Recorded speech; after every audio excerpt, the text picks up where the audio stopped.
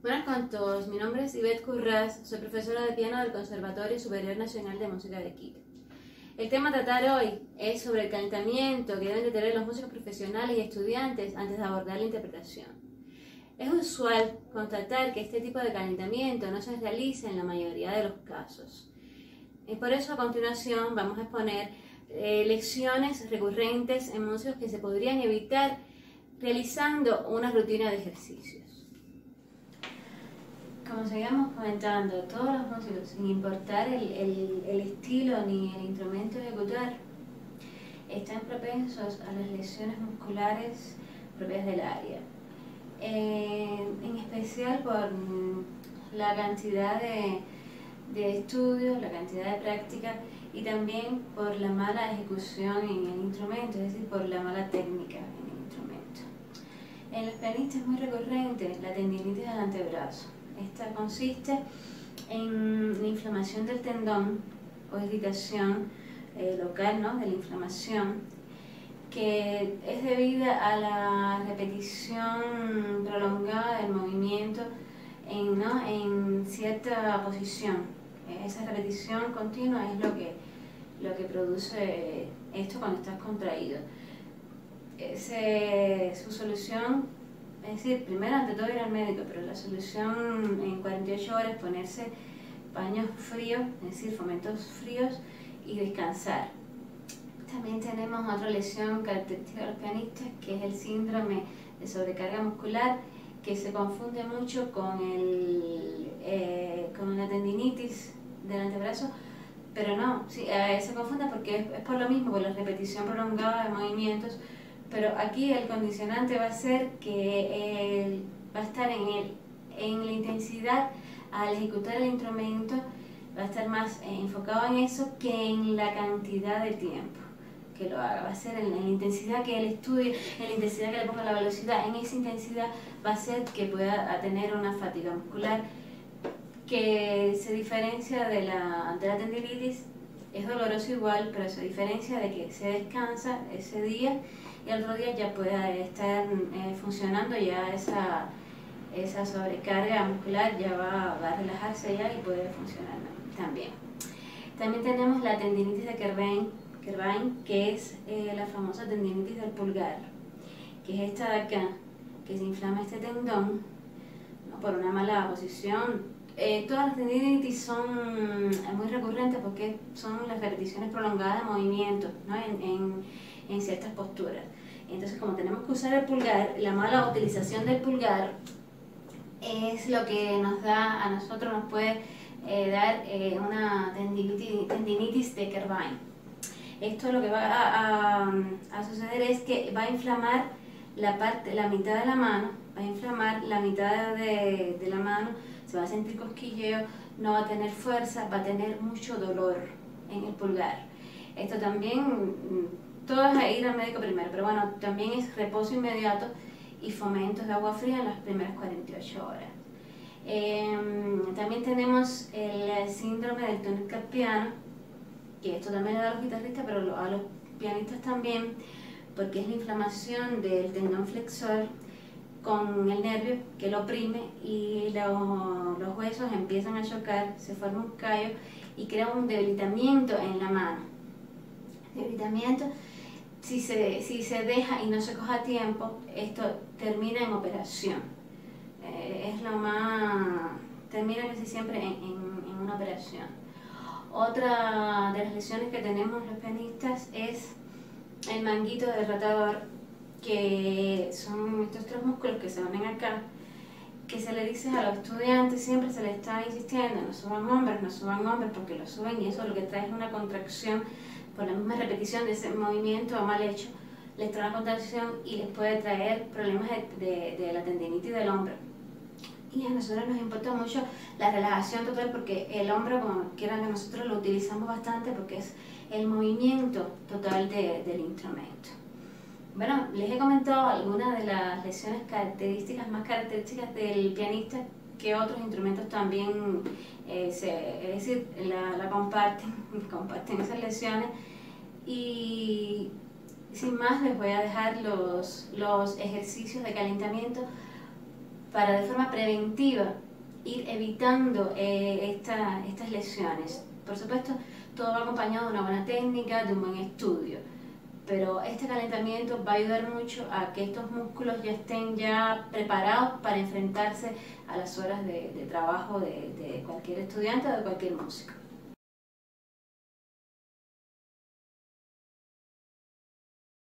En estos ejercicios de calentamiento lo vamos a realizar a través de estiramientos que me van a ayudar a preparar los tendones y músculos. En el estiramiento número 1 vamos a concentrarnos en los músculos y tendones del cuello para la relajación de los mismos. En el estiramiento número 2 la concentración va a ser en la relajación de los tendones y ligamentos de la columna para ayudarla a estabilizar y por supuesto, como ya dijimos, a relajarla. En el estiramiento 3 va a ser para los tendones flexores y extensores de las manos. El estiramiento número 4 va a ser entonces para los tendones del omóplato o escápula, que es la parte superior de la espalda. El estiramiento número 5 nos vamos a concentrar en los tendones del hombro y codo. Todo esto es para relajarlos y calentarlos, ¿no? El estiramiento 6 va a ser para relajar los tendones de los dedos y manos. Y el número 7 va a ser para relajar los tendones de la muñeca y el codo. A continuación, les comparto unos tips a tener en cuenta a la hora de estudiar el instrumento.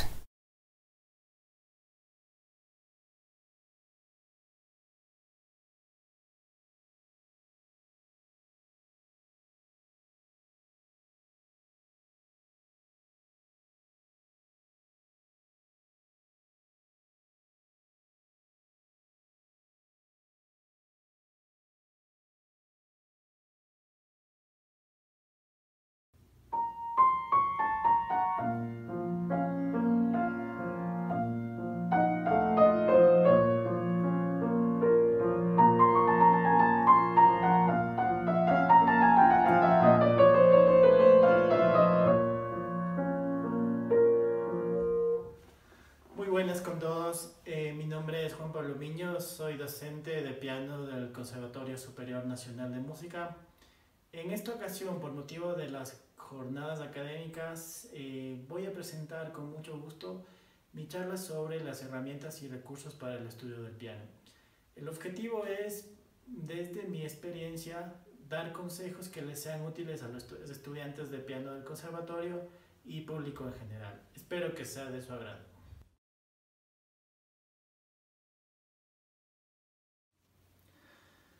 Bueno, para empezar la charla, esta charla videoconferencia que he preparado, me gustaría abordar unos lineamientos generales para ustedes en cuanto a la organización de estudio.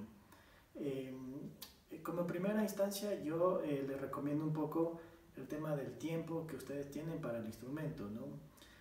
Cuánto tienen en la semana, cuánto tienen por día. Entonces es importante tener una planificación del tiempo que le van a dedicar al instrumento. Así también es importante también que cuando estudien la concentración es algo fundamental para que lo que ustedes estudien y lo que ustedes le están dedicando al instrumento les sea fructífero, ¿no? Entonces yo recomiendo descansar, ¿sí? Si por ejemplo yo tengo 3 o 4 horas que puedo estudiar en un día, yo voy a hacer intervalos de descanso, ¿no? Eso por un lado. En líneas generales también así la manera de estudiar, la forma de estudiar, ¿sí? También cuando empiecen a estudiar, estudien siempre con manos separadas, ¿sí? Eh, la digitación de obras es algo también importantísimo al momento de abordar su estudio. Hay un tema de que tienen que fijarse bien en las ediciones musicales, hay ediciones que a veces no son buenas. Por eso también recomiendo mucho preguntarle al profesor si tienen algún problema con las digitaciones.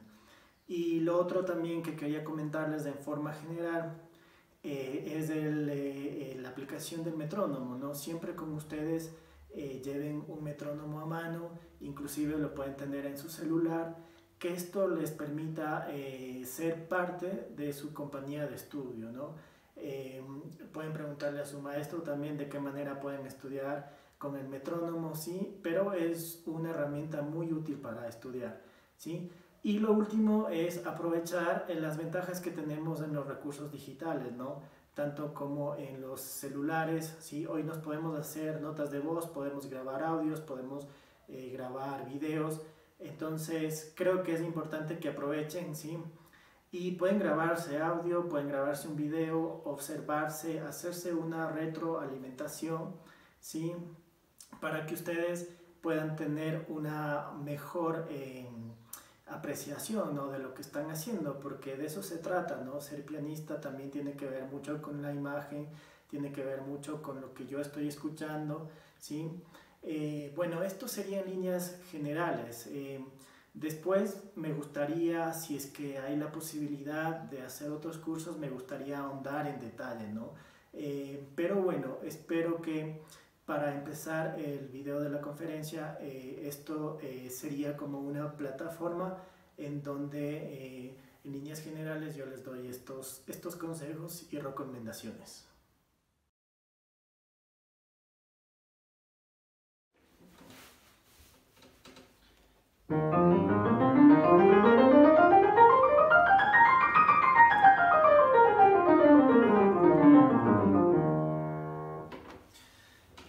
Bueno, continuando con la charla, me gustaría abordar el tema de escalas, arpegios y la importancia del paso del pulgar.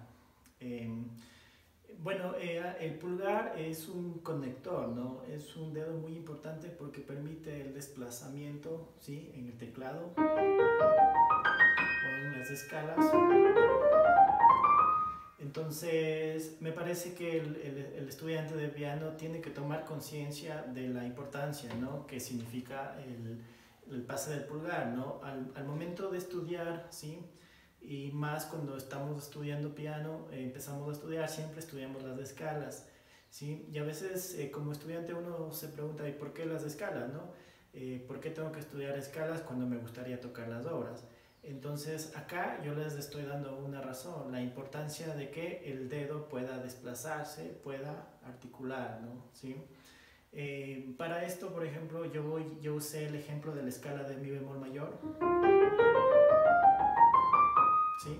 La escala de mi bemol mayor es una escala interesante porque yo tengo los pasos por los 3 dedos del pulgar, ¿no? Paso por el 2, paso por el 3 y paso por el 4, ¿no? El 2, el 4 y el 3, ¿no?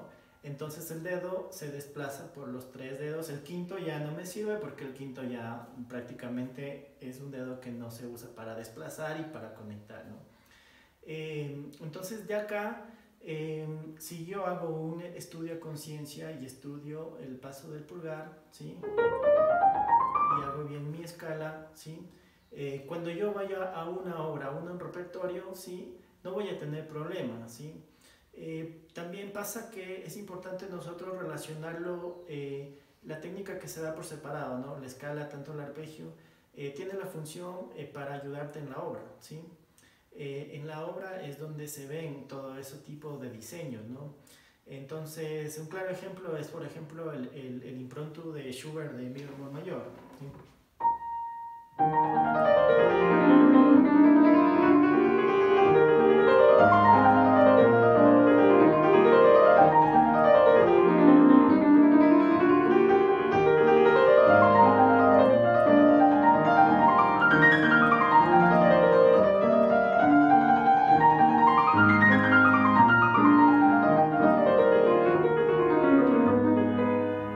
Por ejemplo, acá en la obra, ¿sí?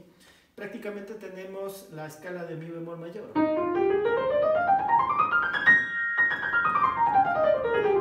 ¿Sí? Entonces, tiene que ver la escala de mi bemol mayor con la obra, ¿no? Entonces, si yo soy consciente de que en eso yo tengo que resolver el paso del pulgar, ¿sí? Al momento de que yo me llegue a la obra y empiece a estudiarla, yo ya me voy a dar cuenta de que esa es una escala de mi bemol mayor. Entonces, siempre es importante que lo que estudiemos, tanto escalas como arpegios, eso es aplicable a las obras y está justamente para eso. No tiene que estar, a veces lo pensamos como muy de afuera, ¿no? De ahí también que a los estudiantes a veces no les gusta estudiar la técnica o les parece muy aburrida, ¿no? Pero acá yo les doy la importancia que tiene ello, ¿no? Entonces, si hacen un buen trabajo técnico, cuando vayan avanzando en su progreso, eso se va a notar, ¿no? Lo mismo pasa en el arpegio. En el arpegio voy a usar el mismo ejemplo de mi bemol mayor. ¿Sí? Mi bemol mayor tengo dos teclas negras y una tecla blanca, ¿no es cierto? ¿Sí? Un claro ejemplo de esto sería la sonata Los Adioses, ¿sí? Que es justamente, hay una parte que utiliza el desplazamiento del arpegio, ¿no? Voy a tocarle.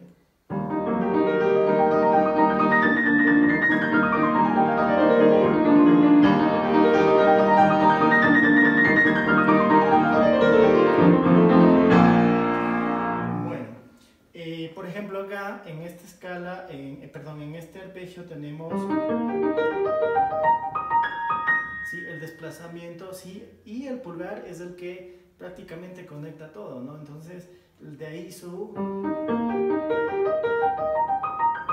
aplicación, ¿no? Es el caso de los arpegios. Ahora, por ejemplo, en la mano izquierda, voy a poner un ejemplo, el estudio de Chopin, el revolucionario.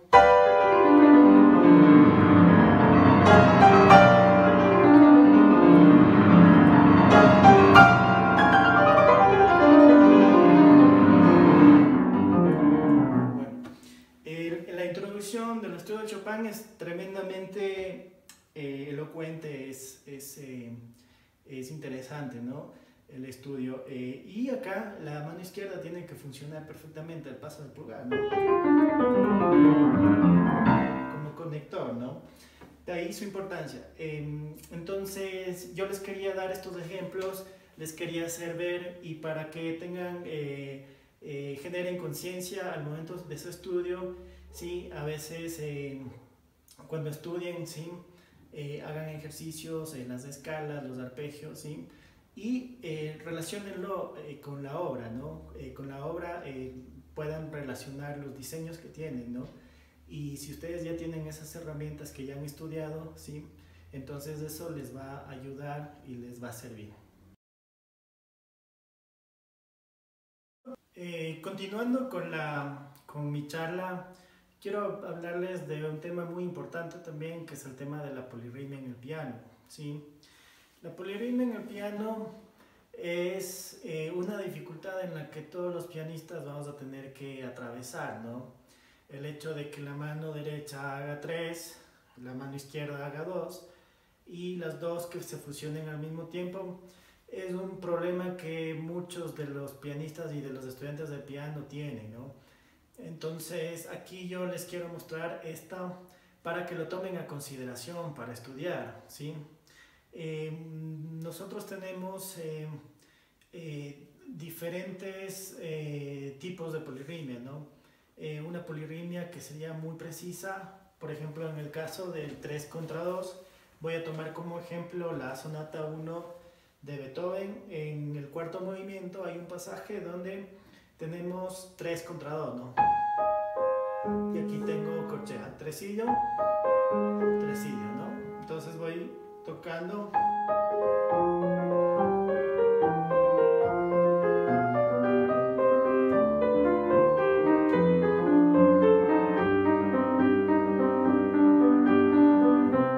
¿Sí? Entonces es un pasaje muy rápido eso, ¿no? Entonces tiene que funcionar la exactitud, ¿sí?, y el trabajo acá que tiene que sonar, ¿sí? Se superpone, ¿no?, la corchea. Entonces este sería una manera, es un ritmo muy preciso, ¿no? El movimiento tendría que sonar así, ¿no?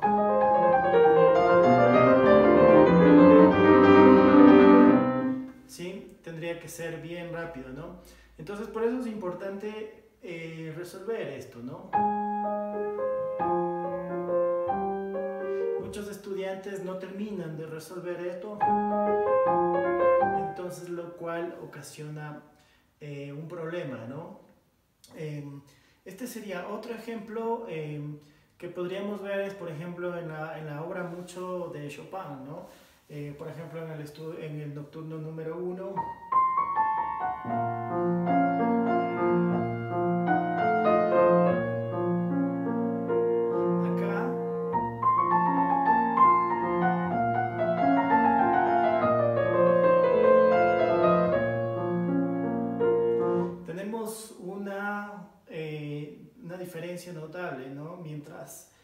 mientras en la mano derecha tenemos 11 corcheas, en la mano izquierda tenemos 6 corcheas, puntualmente en este pasaje, ¿no?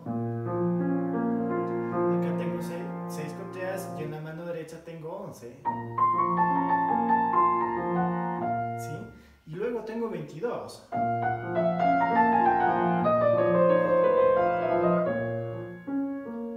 Entonces, esta vendría a ser una polirritmia un poco más irregular porque son muchas más corcheas, son 11 contra 6, ¿no? Entonces acá es importante el método que vayan a implementar, ¿sí? Lo que considero que tienen que preguntarle a su profesor, siempre tener una base, en el caso por ejemplo del nocturno, ¿sí? Sería esta base, ¿no es cierto? ¿Sí? Entonces, esto es algo que hay que tomarle muy en serio y hay que resolver desde todo punto de vista, ¿no? Porque eso marca mucho, ¿sí? A un buen pianista, ¿sí? Y estas son cosas puntuales en las cuales nos vamos a enfrentar, ¿sí? En nuestro estudio, en nuestro proceso, ¿sí? Hacia el dominio del instrumento.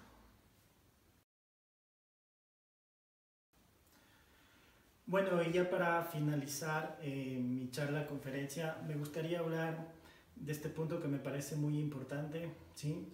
Que tiene que ver con la relajación del brazo, ¿sí? Y el peso adecuado en el teclado de los dedos, de la articulación de los dedos, ¿sí?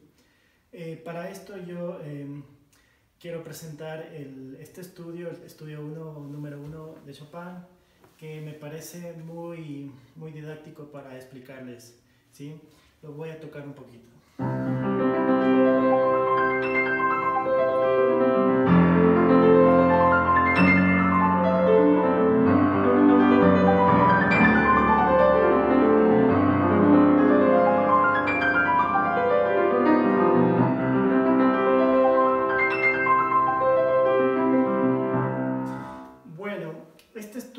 Es muy interesante porque yo para poder tocar bien este estudio necesito tener el peso correcto, ¿no? En el teclado, ¿sí? De los dedos.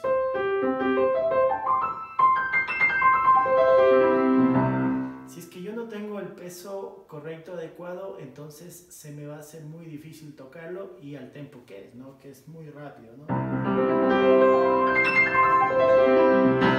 ¿Sí? Entonces acá, ¿qué es lo que yo recomiendo, ¿no? ¿Sí? Acá es importante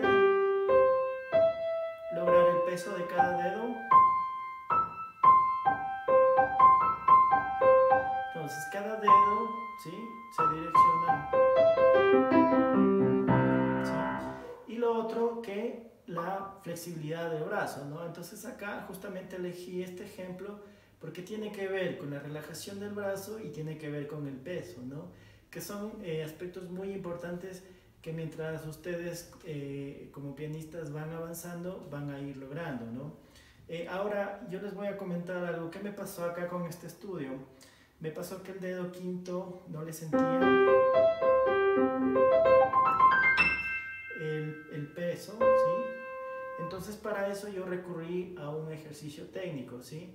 De acá que quisiera hablar un poquito del tema de los ejercicios técnicos. Los ejercicios técnicos es una herramienta también muy importante, ¿sí? Pero tiene que cumplir una función. ¿Función para qué? ¿Sí? Entonces, en este caso yo voy a aplicar un ejercicio técnico para que me ayude a mejorar el peso de mi cuarto dedo, ¿sí? Y para lograr una mayor flexibilidad. Entonces yo elegí un ejercicio técnico de Brahms que son muy útiles, se los recomiendo, ¿sí? Les voy a tocar un poquito.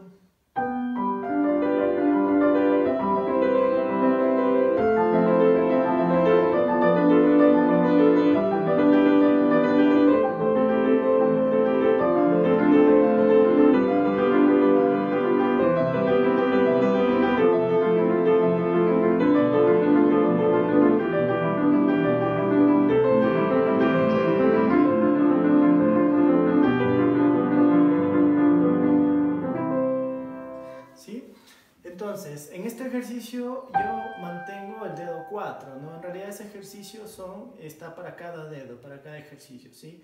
En este caso yo mantengo el dedo 4 y sobre eso yo voy girando, ¿no? Voy tocando, ¿no? ¿Sí? Tengo que tener muy relajado el brazo, ¿no? Entonces, este ejercicio ahora yo lo aplico al estudio, ¿no?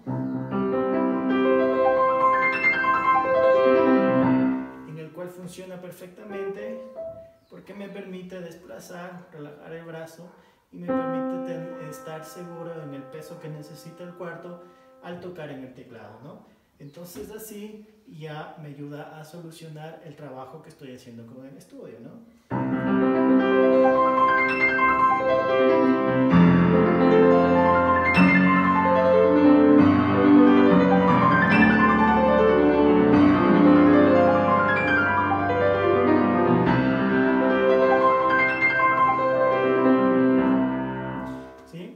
Bueno, espero que les haya servido, ¿sí? Este ha sido una charla muy breve, ¿sí?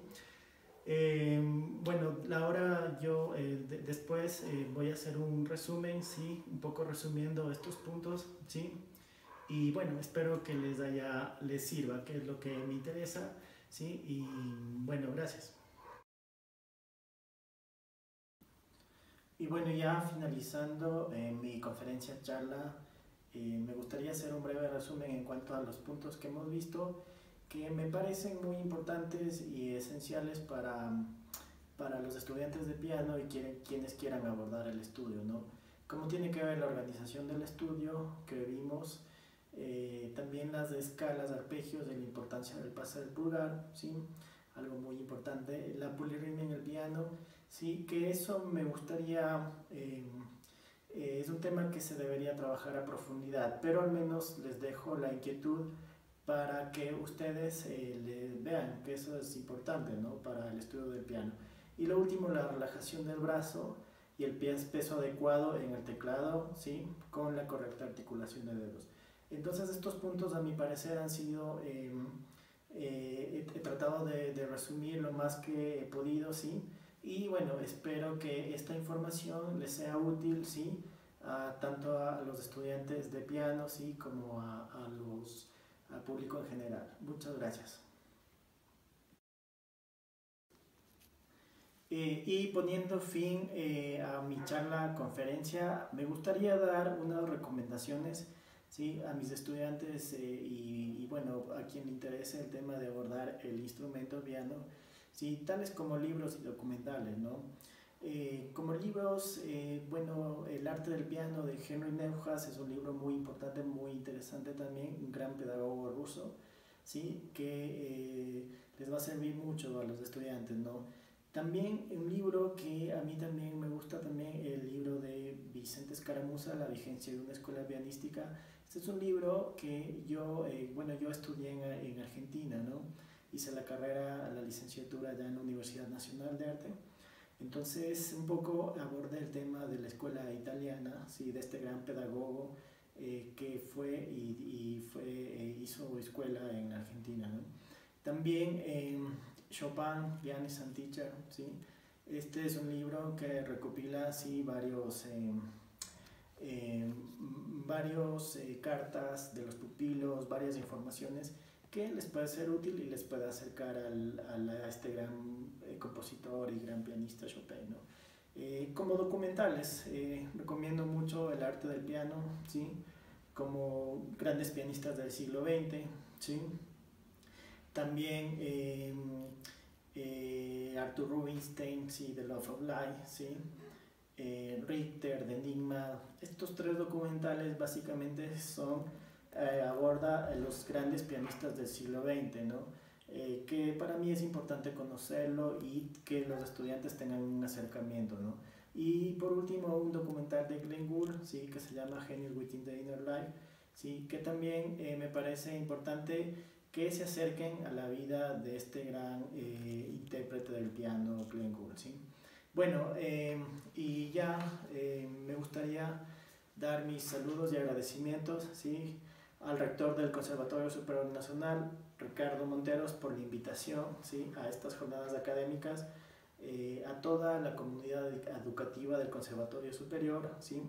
Al área de piano, ¿sí? A los docentes, ¿sí? Y en un especial saludo a mis queridos estudiantes del conservatorio, ¿sí?